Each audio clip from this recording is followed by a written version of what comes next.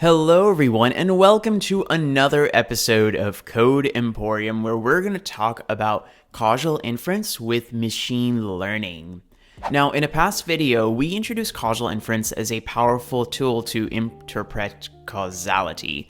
Like, how do we know if event A caused event B versus if there was just some correlation between the two?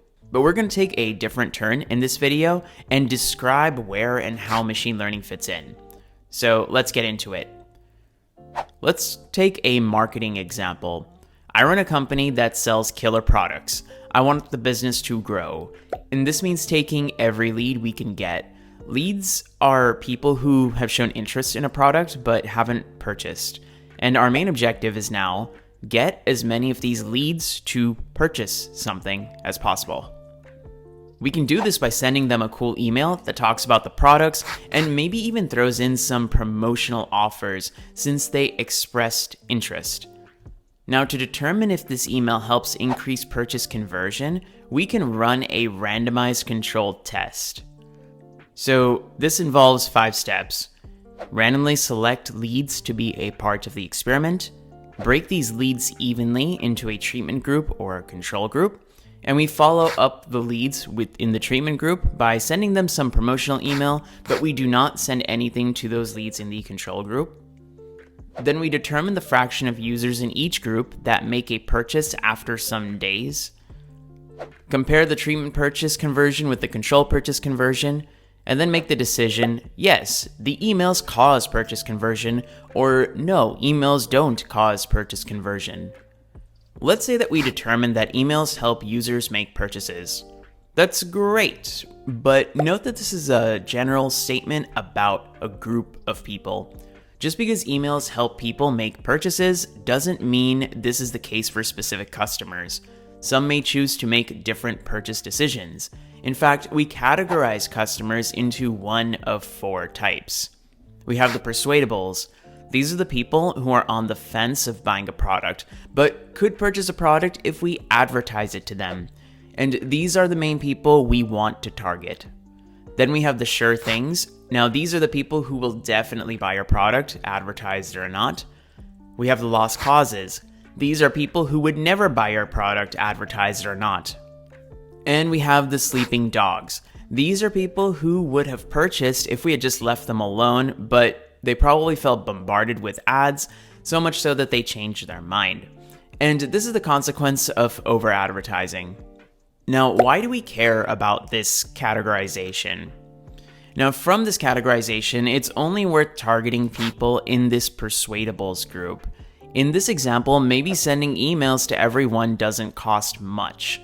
But I'm sure you can imagine situations where there's an associated cost for a treatment. Like if the treatment was to advertise a product on Instagram instead of just sending emails, it would be way too expensive to target everyone. And hence targeting specific individuals saves time, saves money, and is also more effective. So now we have a more specific goal. How do we determine specific people to target? In causal inference literature, this can be done with uplift modeling. We can do this in 2 broad ways. The first is meta-learning techniques, and these are traditional machine learning approaches to solve this problem.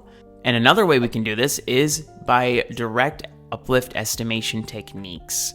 So these are also machine learning techniques where we just optimize uplift directly. For this video though, I'm only going to discuss the details of meta-learning techniques, and I'll leave the direct uplift estimation techniques for another video. It's a lot. Now before we move on, if you like what I do, please do drop a like and subscribe. This would really do me a lot of good, so thank you. With meta-learning techniques, we are essentially using supervised classification models as we would with any other application. We're just repurposing them by computing lift or individual treatment effect. Now, individual treatment effect is what is the difference in the outcome when this person is exposed to the treatment versus when they are not exposed to the treatment. I'm going to write this out more mathematically only because it becomes super useful later on. The outcome we're interested here is if someone converts and makes a purchase. So in place of outcome, I will write yi is equal to 1 given xi. Now yi is a binary variable that indicates what is observed, and xi is a mathematical representation of a lead or customer, I. This is a vector of numbers that represents characteristics of that customer, like age of the customer, where they are located, how many times they've visited the site in the last month, and so on. wi is a binary variable that indicates whether this person is exposed to the treatment. If this person I was sent an email, then wi is equal to 1, and they are in the treatment group. Otherwise, the customer is in the control group and wi is equal to 0. Looking at these two terms as a whole, term 1 indicates the probability customer I will make a purchase when sent an email, and term 2 indicates the probability customer I will make a purchase when not sent an email. And the difference between the two terms, by definition, is the individual treatment effect. So I hope this math here makes sense. Now, given this information on individual treatment effect, one thing we can conclude is we never observe it directly. A person can only either be exposed to the treatment or not exposed to the treatment, but not both simultaneously. And so our goal is to estimate this individual treatment effect. One way we can do this is using the two-model technique. We use one model to predict the first term, which is the probability customer I will purchase when given the treatment, and we train another model to predict the second term, that is the probability customer I will purchase when not exposed to any email treatment. We then subtract these two numbers to get the individual treatment effect, which is our end goal. Now, for more details, let's consider the first model. How do we train this? From a group of randomly selected control and treatment leads, only choose those in the treatment group, and then use the samples to train the model. The input is a set of xi and the output is a set of yi. So this model will be able to determine the probability of leads converting when exposed to the email. And we do now the analog for the other model. From the randomly selected control and treatment leads, only choose those in the control group who weren't sent the email. Use these samples to train the model, and the input is a set of xi, and the output is a set of yi. And this model will determine the probability of leads converting when no email is sent. During inference time, lead xj is generated. We pass it into the models and get two numbers between 0 and 1. And then we just subtract these two to just get some form of lift. Either just take the difference or a percentage difference. Note these numbers from the models may not exactly represent probabilities, so we might need to calibrate these numbers. I've spoken about how to do this at length in another video, but just note that this calibration is required because these training samples for each model may be unbalanced. Model calibration will make these numbers more comparable. This technique works reasonably well. However, because we are using two different models, we really need to worry about making these models as comparable as possible. Otherwise, we might lose some crucial uplift signal. And it might be better to just have a single model handle this. This is exactly what the class transformation approach can be used for. Like the two-model approach, it also strives to calculate the individual treatment effect, but with two main differences. Well, first, only one model is used, as opposed to two that was before. And we're going to transform the labels for this model to target the customer group we care about. That is the persuadables. Who are the persuadables again? Now, these are people who, if not exposed to an ad, they won't purchase. That is, yi is equal to 0 when wi is equal to 0. But when exposed to an ad, they will purchase. That is, yi is equal to 1 when wi is equal to 1. We want to create a binary classification model where it predicts 1 if it satisfies the two criteria and 0 otherwise. And this can be done by creating a new label, zi.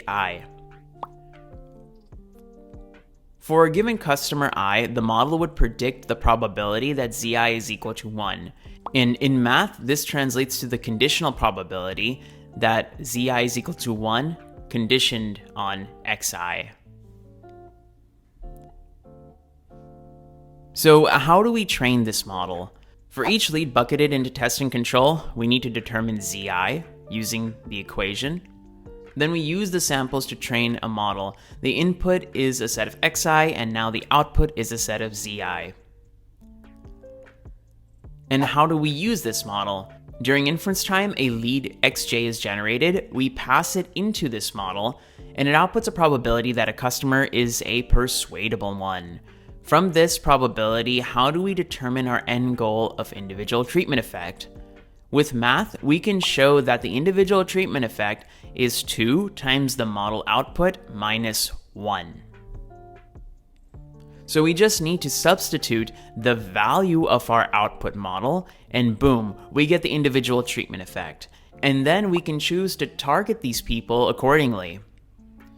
But very big question, how exactly do we get this mathematical relationship? And this is where we're going to spend the rest of this video talking about it. This derivation is going to be hardcore math, but this math has meaning in English, and I'll do my best to outline this meaning for every term in every equation. Also, I derived everything myself since there aren't any good resources on how to do this straightforward step by step. So if you have any suggestions or alternative methods, feel free to comment them below or discuss it on our Discord server, where the link is also down in the description below. With this, let's get started with the derivation. The model output is the probability that the person is persuadable. That is, this person is either exposed to an email and purchases, or they are not exposed to an email and don't purchase. And we can directly convey this in a cute little equation. Now, the individual treatment effect is the difference between the probability of conversion when a person is exposed to the treatment versus when they are not exposed to the treatment. Using product rule and probability, we know that the probability of products A and B is equal to the probability of A given B times the probability of B. And so if we take A as yi and B as wi, we can rewrite this individual treatment effect equation by applying the product rule for both terms. This denominator, in English, this is the probability that a given customer is bucketed into the treatment group, and this other denominator is the probability that a person is bucketed into the control group. Since we are running a randomized controlled test, each lead was randomly chosen and bucketed into one of these two groups. Hence, both probabilities are 50%. Dividing by 0.5 is the same as multiplying by 2. This second term, it's the probability that a lead converts when not given an email. We can rewrite this as 1 minus the every other combination of y and w. We can then substitute this value into the equation for individual treatment effect. We can then expand the brackets and get this form. Let's rearrange the terms and group some of these terms together with brackets. The first group term is essentially our model's output. For the next set of group terms, this is the sum of all the users who converted in the treatment group and all the users who didn't convert in the treatment group. This is essentially just all the users in the treatment group. But we also know that the probability that a user is bucketed in the treatment or control group is 50%. And so we can replace this probability with just a 0.5. And after simplifying, we then get the final form for the individual treatment effect. It is 2 times the model prediction minus 1. I hope this made sense, and my hope here is to show you how important math is to direct how this model can be used in practice. So this was a long video. What did we learn today? Randomized controlled tests on their own can be indicative of causality. They can answer questions like, does this treatment affect samples as a whole? Now, uplift modeling combines causal inference with machine learning and strives to answer questions like, how much does the treatment affect this specific sample? Uplift modeling can be done with two fundamental techniques, meta-learners and by modeling uplift directly. And today we just took a look at meta-learning techniques. In meta-learning, we took a look at two approaches, that is the two-model approach as well as the class transformation approach. And we even use math to derive how these models can be indicative of individual treatment effects. And then, consequently, we also can make decisions to target people based on the individual treatment effect for that person. And that's all we got for now. Please do drop a like for more content like this if you did like it, and also subscribe or ring that bell for notifications when I upload, and I will see you very soon. Do stay safe, and goodbye.